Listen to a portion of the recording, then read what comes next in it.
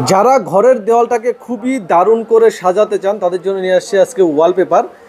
টেকসই ওয়ালপেপার যদি আপনাদেরকে নিতে হয় আসতে হবে কিন্তু রাসেল ভাইয়ের কাছে। রাসেল ভাই, এগুলো তো আপনারা সারা বাংলাদেশে সেল করতেছেন, তাই না ভাই? জি, আমরা সারা বাংলাদেশে, ঢাকা সহ সারা বাংলাদেশ। আচ্ছা, এগুলো হচ্ছে কোন রাষ্ট্র থেকে আপনারা ইম্পোর্ট করে আনেন?